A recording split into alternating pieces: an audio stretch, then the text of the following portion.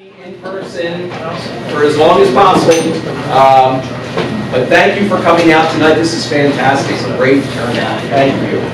We have a million things to talk about tonight.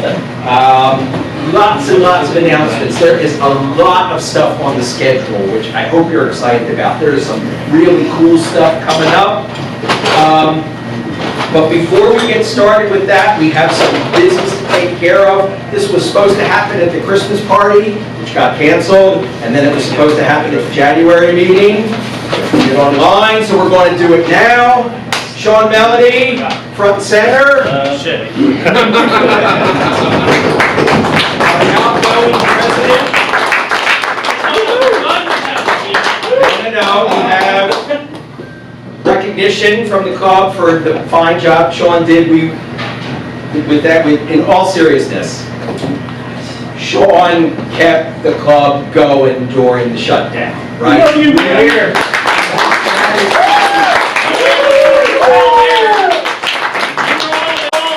would have been very easy to just say, let's shut down for a few months, and when it gets better, we'll start meeting again. But we didn't. I mean, I can tell you from the board meetings, the very first month we shut down, we're like, well, we're going Zoom. And we had a Zoom meeting every single month. We did not miss a month. And they were well attended. And I know everybody hates Zoom meetings and they suck, but they were good, right? We had presentations, we had guest speakers, we had a guy from a hop company do a presentation in the middle of a cake party. It was cool, right? It worked. And it kept the club alive. And I gotta say, I don't think we would be here right now if we didn't keep meeting online through COVID. So thank you. Thank you.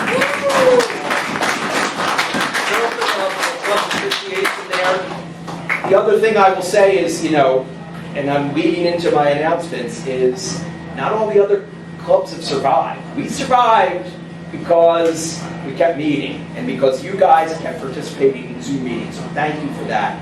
I don't know if you guys heard recently, Philly Homebrew Club basically shut the doors, which is sad, right? I don't consider, we're not competitors with them.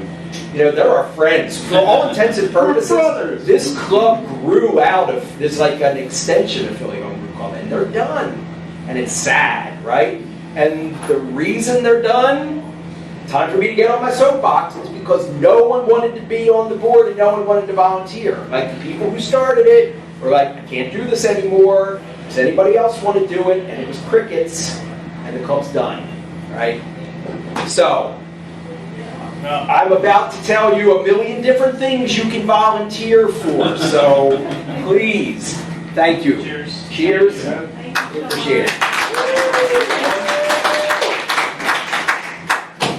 All right, let's work our way down the calendar. February 26th, next Saturday. Not this Saturday, next Saturday. Winterfest out in Kent Square. Who's brewing and who's pouring? Thank you. Thank you very much. This is a great opportunity for us. We have, the people who have poured there before will tell you they love us. We get lots and lots of, we usually have the longest line, and people want to talk about the brewing process, and it's a lot of fun. You're the best brewery here. We get that all the time. You're the best brewery here, right? So, it's not too late, all right? If you have a beer you want to donate, you have something in a keg, it's too late to brew it, but you have something in a keg sitting around, you want to have it poured, talk to Dave, right? Okay? Right. Those are your guys, right? If you want to show up, you have two options. One, you can just buy a ticket and show up. All right, we're out of tickets. We got our contingent of free tickets. They're all gone. Tickets are sold out. Tickets are sold out. And it's sold out for Okay, tickets are sold out. Thank you for letting me know. But I believe there are still volunteer spots open. I put a link on the Facebook page to go to the Winterfest page, and you could volunteer to set up or break down or whatever. If you'd like to do that, you can get in for free. So if you're so inclined and you want to go, think about that. February 26th, go and support Support the guys who are going to pour. All right? That's going to be fun. Cool. Winterfest. Next, March meeting. First round of the bombing run. St. Patrick's Day. Here. Unless the locusts come, right? St. Patrick's Day, Irish Stouts, 12 of them. It's going to be awesome. All right? You don't want to miss that. We're going to be here. For those of you who are new to the bombing run, you will receive email or some kind of contact from our esteemed bombardier, Rich. All right? You need to coordinate with Rich to drop your bottles off before March 17th, right? He'll get in touch with you, whether it drop them off here or somebody's house. I don't know. It's not my problem. He's the bombardier. He'll figure it out. You need to get your bottles to him beforehand. 6-pack, 12-ounce bottles. Plain bottles. Nothing strange. Nothing identifiable, right? No dogfish head bottles. No short stubby Founders bottles.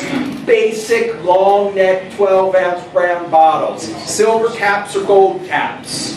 All right, let's play this fair, right? Nobody should know. Nobody should be able to identify their beer based on the bottle you put it in. That's not cool. All right, let's not do that, right? So, for those of us who are not participating, we're going to be here in Judge on Thursday, Thursday the 17th. We'll talk about how that works. It's basically you choose your own, right? You get tickets. You get to vote for your favorite. It's a great time. If you've never done it before, it's going to be a lot of fun. Those of you who are participating, you will hear from Rich sometime before March 17th about getting the bottles, getting your beer to him. Any questions about that? No, sir. All right. April meeting. In January, I talked to you about this really cool idea we had. We were going to do smash pale ales, and everybody would do a different hop. We are still going to do that. We've had 5 people sign up, which is great. We really would like more people to sign up. It's not too late. There's plenty of time. But we're moving that to May.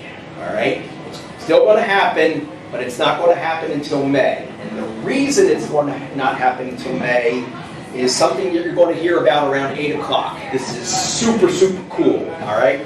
I'm going to give you a little taste. It has to do with HomebrewCon.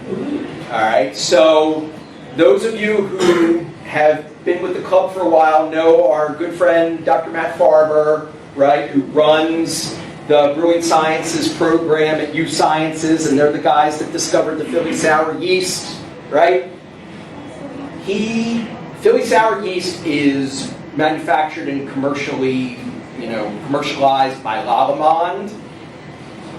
Lallemande contacted him and said, we want to partner with a homebrew club for HomebrewCon out in Pittsburgh in June. Do you have a club to recommend? And he's like, I have just a club for you. And so he gave them our name. So we are going to be sponsored by Lallemande at HomebrewCon. Yeah! What that means? Can we get the record? What that means is, Sean and I are going to talk to the Lallemande representatives next week, but they're basically, Sean talked about this last month for those of you who are on the call. There is club night, where each club gets a booth and you pour. We are going to have a booth. Lallemande is sponsoring our booth, meaning Lallemande is going to be there. They're going to have swag to give away, right? But they're going to work with us. They are going to help us. For those of you who've been to HomebrewCon before, everybody has a theme for their booth, and they decorate and they wear costumes, and it's a whole lot of fun. They are going to financially help us with that, which is incredible, right? So, you're going to hear a little bit more about that, and I don't want to give too much away because I want Dr. Matt to talk about what he's going to be here at 8 o'clock, and he's going to talk about what we're going to do in April, which is part of that. but we desperately, desperately need people to brew for HomebrewCon. Even if you're not going to go, please consider brewing giving us a sixtel to take out there. We need a lot of beer. We need probably anywhere from 10 to 20 sixtels for club night. We are going to have a cool, popular table because Lalaman's going to be there giving away free swag, right? We are going to be real, and we're also going to decorate. It's going to be fun. It's going to be cool. Who wants to hear our theme? Our theme is so awesome. Our theme is, it's always sour in Philadelphia. Right? So what we want to do is we want people to brew sours with the Philly sour yeast, but really, if you would be willing to brew literally anything, it would be really great if you used Lalaman yeast to do it. They make a full range of yeasts, right? You want to do a West Coast IPA? They have a Chico strain, right? You guys know all this. We want to partner with them because they're going to help us out. They're going to help us with like decorations and costumes. I am so excited. We are going to have a rum ham at this booth. It's going to be awesome. I'm going to get somebody to dress up like Nightman. It's going to be incredible. Right? I volunteer as tribute. You there? You there? All right. We're going to need it gritty. We're going to need gritty. Okay, like I said, Sean and I are talking to them. They are willing to throw money at our ideas within reason, right? So I think we can buy costumes and, it's going to be cool. We need people to sign up, not only to brew, and to go, of course, but we need people to sign up. We're going to have a subcommittee for planning for HomebrewCon. All right? I'm going to put a sign-up sheet. I need desperately people to sign up. What I'm thinking we'll do, if everybody's cool with this, I don't want to drag people here another night to have meetings. What I'm thinking, for those of you who would be interested in helping plan for HomebrewCon, we'll have a subcommittee and we'll meet for like 10-15 minutes every meeting, like at the end of the formal part of the meeting before the social part starts. The people who are interested can go over here and we'll talk about HomebrewCon and plan for that. Like I said, we need to plan out our booth, but it's going to be incredible. And there's more to come, more to hear about what we're going to do in April as soon as Matt gets here. What else do I need to tell about that? I think that's it. Please pay your dues. If you haven't, thank you to everybody who has paid their membership dues. If you haven't yet, please, we'd be happy to take your money tonight. You can do it on the website. Please help us out. It is literally like 95% of our income comes from dues. We really need you to pay your dues if you haven't yet, please. I think that's it. What other, like I said, more announcements to come. We're going to talk about April when Matt Farber gets here. But in the meantime,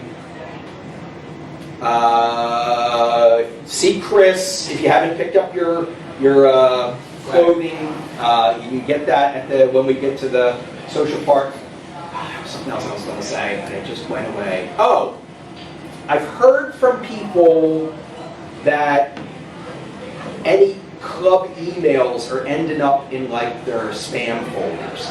The club emails address is info@mediabrewers.com.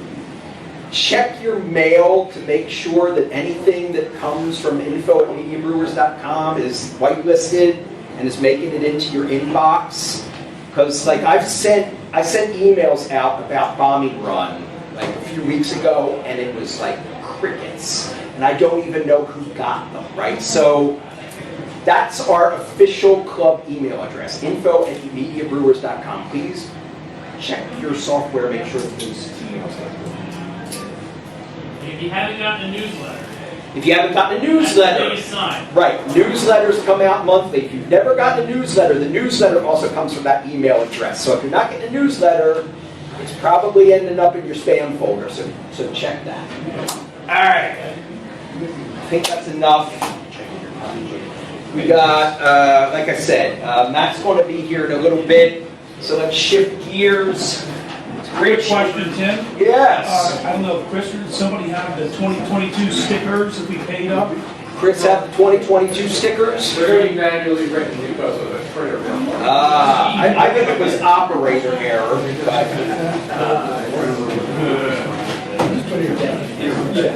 All right. Topic for the night. I'm sorry, but I'm also your presenter. This is not going to be the case ever again, I promise. Rich is also helping me out.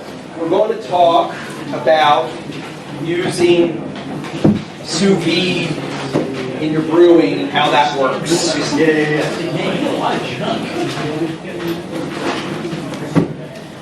So for those, huh? What's a Sous Vide? You can always count on you, Andy. It's one up here.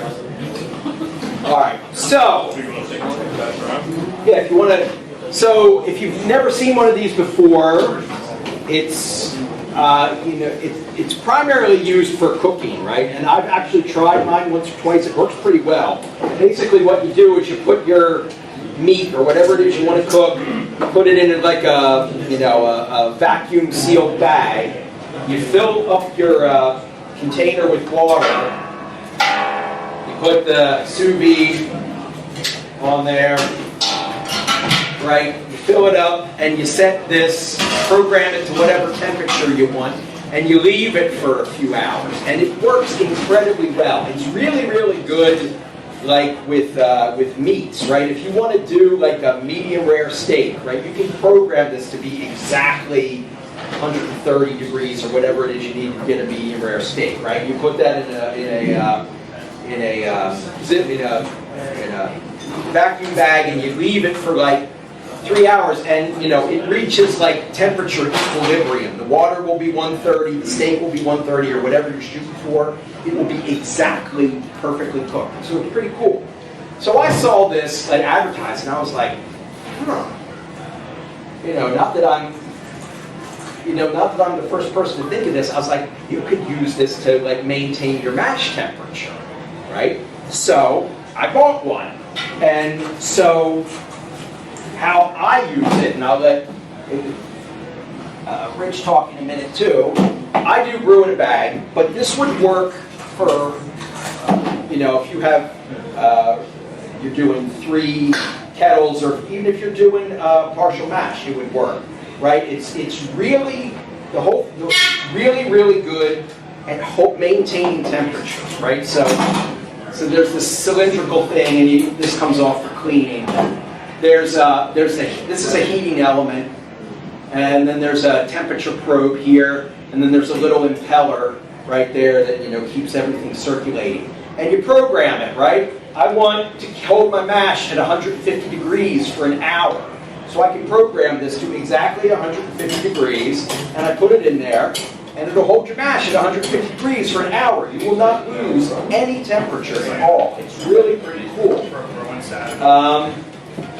Now, having said that, I can't get this back on. Having said that, I do not recommend using your sous vide to get your mash up to strike temperature, right? That will take forever. These things are really good at maintaining temperature. They are not good at heating things up, and they will never, ever, ever boil your work.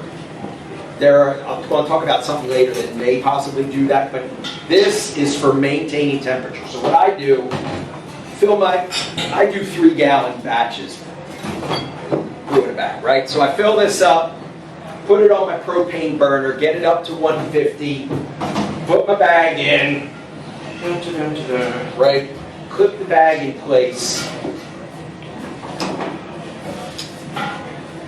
put all my grain in, stir all the grain up, get that where I need it to be, and then this is where it gets a little interesting, right? You cannot put the sous vide in the grain.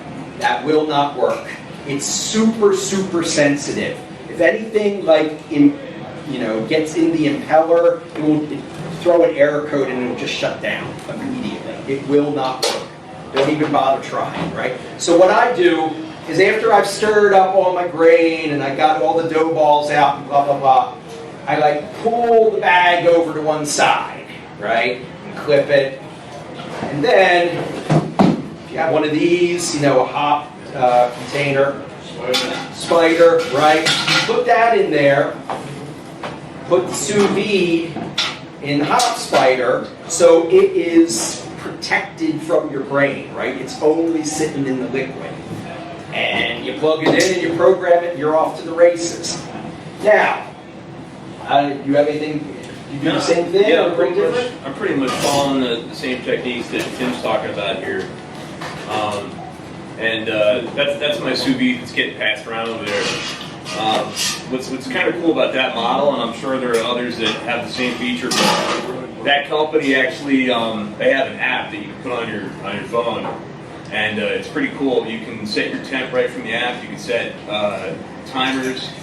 If you want to do, set up like a step match, you can do that on there. It's just really convenient. And the thing that's awesome about this brewing method is that thing is great at holding temp.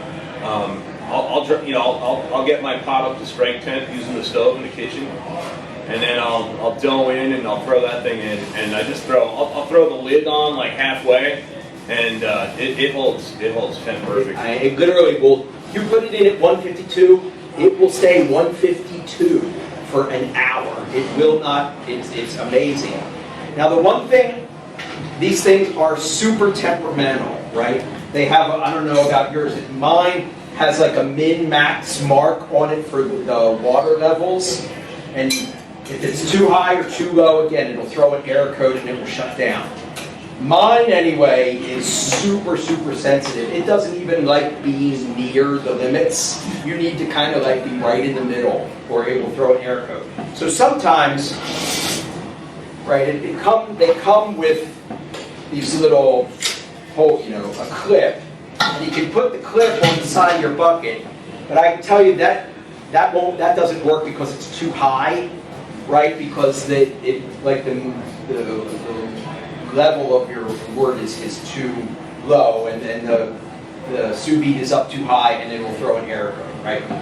So, like I said, sometimes I use this, the hop spider, and I put the sous vide in there, and oftentimes then the sous vide is too deep, right? And then it will shut down. So, my brilliant solution, and it's not, but if somebody has a better solution, I'd love to hear it. I like daisy-chained a couple zip ties together, right?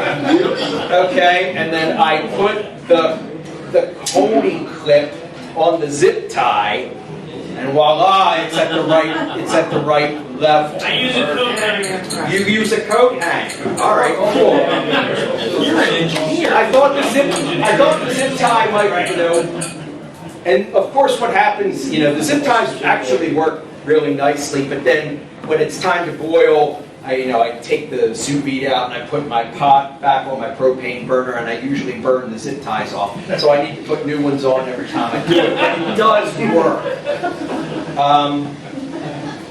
Is that the secret ingredient for your water? No, that's like yellow. Burnt plastic is an off flavor. Burnt plastic is definitely a fault. That judging is not going to see that favorably. But when it works really well, and it holds the mash temperatures very consistent. I have, on occasion, done like step mashes with sous vide, right? So, like I said, you don't want to try and get ground temperature water up to 150 with this thing, because you'll sit there for hours. But if I do, like, want to do like a, a step match where you're at 120 for a while and you're 150 for a while and then 165. This is it can get you like 20 degrees in 15 minutes. It's reasonable, right? So you can do step matches with these things and they do work. Now, if anybody's going to argue with me, oh, why are you bothering with step matches? Because, the grain is highly modified. I don't care about it. I don't want to hear about that. If you want to do step mashes, it will do step mashes, but it will not boil. Yes? I tried to simulate a triple decoction step mash the first time I used my sous vide, and I ruined it. The sugar burned onto the heating element so badly that I could not clean it. It's trash. So, these things. I'm just saying, caveat emptor. I tried that and it ruined mine. So I wasn't trying to do decoction mashes. Yeah. I was trying, like I said, you're doing a protein rest at like 120. That's what and then you want to do a beta rest and an alpha rest at different levels, and I was. Yep, that's what I tried to do. Okay. I have not had any problems with that. I will tell you. I tried to wire brush like everything, but the way that mine is curled up, like I just couldn't clean it. These things are fairly sensitive, right? And like all the brains are in the top half, and if you get it wet, you're done, right? You get this even a little wet, you're done. Like, so anything, the black part up, if you get it wet even once, it's trashed. This is my second one. I dropped it in once, and literally dropped it in, pulled it out. Second later, it was done. I personally wouldn't spend a whole lot of money on them. I got this off of Amazon. I mean, they're all made in China, and they're these no-name brands, and they all work, in my opinion, equally well. There's different wattages. I would go with a stronger one, but beyond that, I don't think any one brand's better than another. Yeah. Is it a timer built in? Yes. Yeah. So given the cost of the all-in-one electric systems, Yes. do you see this being good for people that aren't looking? Right, if you don't want to go all in one, that's a really good point, thank you. If you don't want to go all in one, this is obviously not all in one. This is only for your mash, right? You're still going to have something else to get to your boil, right? Whether it's propane or whatever. I am only using this for maintaining my mash. It does a remarkably good job of keeping a very consistent temperature for your mash, but that's all I'm using it for, right? Is there like a max time on that? Like if you want to use it for a sour mash? That's a good question. I don't know. There probably is, but I don't know what it is. So, I mean, I would plug it in, but I would just throw an error code because it's not in a liquid. But I've seen folks use these things overnight. you can probably set it up to, because a lot of people who do like sous vide cooking, going back to why these things exist in the first place, you want to throw, a steak in there. You usually want to put it in there for 4, 6, 8 hours or something like that, because you want to allow it enough time for the meat and the water to all reach equilibrium in terms of temperature. 1 hour. That's all you need. There you go. I cook with mine and brew with mine all the time. So if you want it to do both, it is an amazing. Dan, I was just saying, it makes amazing food. You can't mess it up. And you only need like an hour and a half. And you'll have the best. I made fillets for Valentine's Day, and they were fucking amazing. And then I'll brew beer that in a whole batch for them in the TV. Maybe at the TV. Now I will say there is a yeah, thanks. And any other questions, comments, points? Yes. That's my added ingredient. There is a product that is out on the market, and it's specific. It's a sous vide specifically for brewing. It's very cleverly called a brew vide, right? And so though I've never used one. To the best of my knowledge, they're not technically even available yet. They've been advertising these stupid things for years and like having a Kickstarter campaign, but they're supposed to be available soon. They claim that they will boil. You know, that it puts out comparable amount of energy to like a, you know, an all-in-one system. You know, similar voltage. It's got a pump too. It does have a recirculating. It has a recirculating pump. It's, if you care about it, the website. It just search on Brew Vide. They're not cheap. I was like really excited about it. I was like, oh, this is it. I'm going to get one. And then I saw, and they're like really expensive. They want over $300 for them. $350. They want $350. And my attitude was like, well, I'll just buy you know, I'll just buy it all in one if I'm going to spend that kind of money. But if you like really like your brew kettle and you just want something to put in your brew kettle that handles your mash and handles your boil and recirculates, Does it have, will it theoretically boil? Does it have a setting to boil? oh, mine? Yeah. Does it have like a 215 or? That's a good question, Sean. You know, Because I was just thinking, the reason why I'm asking, if you're trying to boil like 6 or 7 gallons of wort on your stovetop, yeah, painful, very Sure. painful. but if you But could if maybe you can help. supplement that with Yeah, some heat from maybe. Yeah, I'm just thinking that might be another use. I've never tried. If you think of it as a heat stick, so people who use like if you have an electric brewery and have Yeah. a heat stick in there, it can supplement on a stove Yeah. top. It will. Getting it to boil in a 5-gallon bath would take forever. Yeah. It honestly, I don't know. Well, as mentioned before, if it gets to spice it down, it's nothing. I'm just thinking, my point is that all you need to do is get it to a boil. Once you got to a boil, you pull that out because the stovetop will maintain the boil. Exactly. Yeah, It's that's just fair. getting there. I once did an all-grain beer on an electric range. 5 gallons. It was the most painful brew day I've ever. Once. Did not go out. You gotta get the bottom of the 3 of the 4 burners. Yeah. What about liquid malt? Yeah. And like, if you put it back, this is a great stuff. Had a question about, you know, doing partial mash or you know, even total extra. I think this would work very well if you're doing partial mash. You know, you're throwing your steeping grains in there in a bag, and it will make what these things do extremely well is hold your wort at a very, very precise, exact temperature and without any fluctuation. So I think that works equally well whether you're doing all grain or partial mash. If you're doing full extract, I mean, I guess if you're dissolving your extract at a certain temperature versus dumping it in when it boils, I could do that.